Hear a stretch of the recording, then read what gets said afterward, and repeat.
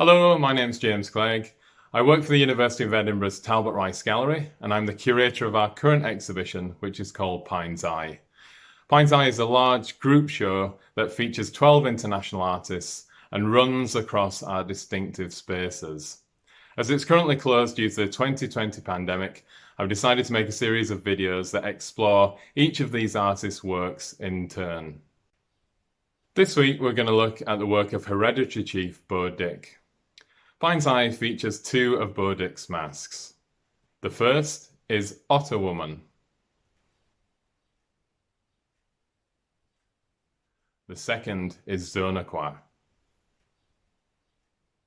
Beau is one of two kwakwakw'wakw artists in the exhibition. The kwakwakw'wakw are the indigenous people of the Pacific Northwest coast of Canada.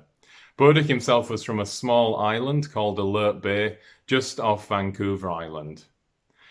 The kwakwakw'wakw have a remarkable culture. It's remarkable not only because it retains this profound connection to nature, with families tracing their family history and lineage back through to these stories of mythical animal creatures and forest spirits, but also because it has such a strong visual identity. This is particularly evident in the ceremonial masks that they produce. The lender of these two masks is Letitia Fazakas of Fazakas Gallery in Vancouver. And it's my pleasure to introduce you to Letitia now, who's going to tell us a bit more about these specific masks and also Beau's practice in general. I'm Letitia Fazakas. I'm the owner and director of the Fazakas Gallery in Vancouver, British Columbia. I have represented Beau and his work for over 20 years.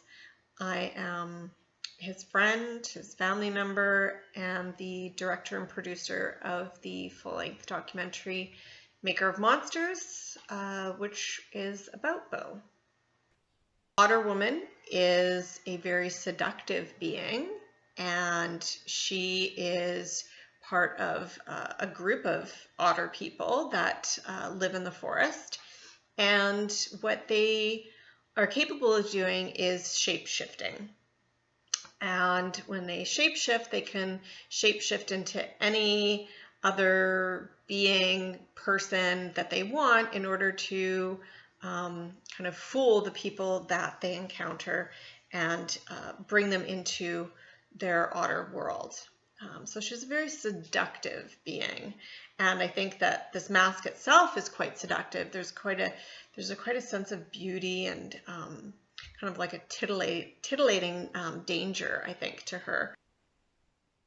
Beau's ability to create a sense of being in his work, this kind of animation that happens out of the masks, is one of his unique talents and something that I feel like really resonates with most people who encounter his work. There's a sense of difference about it. It's not this kind of flat character.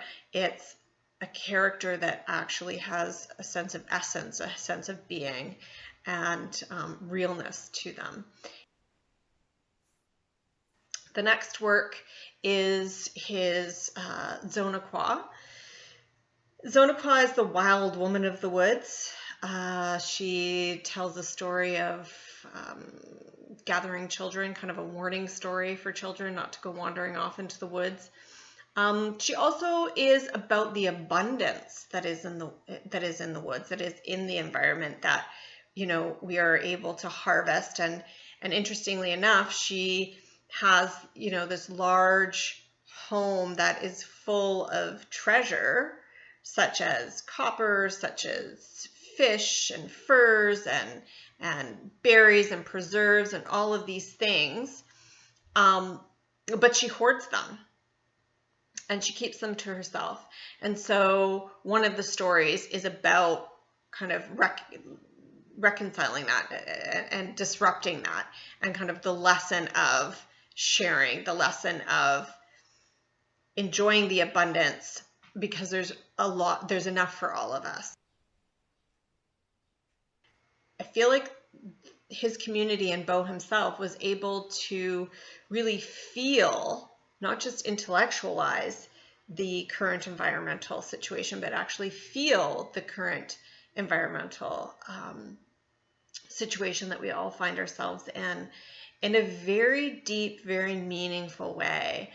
And I think that was definitely something that was of great concern to Beau, that we are living in a time where we are so disconnected, and we are so devoid of that emotional and spiritual connection to the environment, that we've allowed ourselves to, or we've created a buffer for ourselves with our comforts that makes it very, very difficult for us to connect and then truly understand the significance of our actions and our choices today. What we can't forget is that this is a culture that's also had to really fight for its own survival. So it's been acknowledged that they've had to come back against a cultural genocide. In Canada, there was a residential school system, for example, that would take children away from families and then try and force the indigenous culture out of them. It's an awful example of a colonial project that tried to normalize other peoples. It was also a culture that was criminalized for a long time as well. So between 1885 and 1951, the potlatch ceremony, which is really central to this culture, that it's almost like it's kind of lifeblood, was banned. So anyone found practicing the dances or the songs or the ceremonies attached to it could have been arrested. I think what was remarkable about Beau was that he was able to recognize that his culture could be used as a kind of critical tool against forces of oppression. He realized that this cosmology that's built around a control of human appetite and a respect for all living things could really be used as a weapon against capitalism and consumerism, or unchecked greed. As an activist, Beau really catalyzed his community. And he led marches, the first of which was across Vancouver Island to Victoria, which is the capital of what we now know as British Columbia. And the second was across Canada to the nation's capital of Ottawa. And in both cases, he fostered a breaking of the copper ceremony on the steps of the government buildings. A copper is a kind of shield-shaped object that represents a human torso. It's a kind of object that's not only materially valuable, but accrues value throughout its lifetime. In fact, it's one of the most valuable objects within the kwakwakw'wakw culture. So to break this object, to destroy it, is really the biggest thing you can do to try to shame those who have wronged you.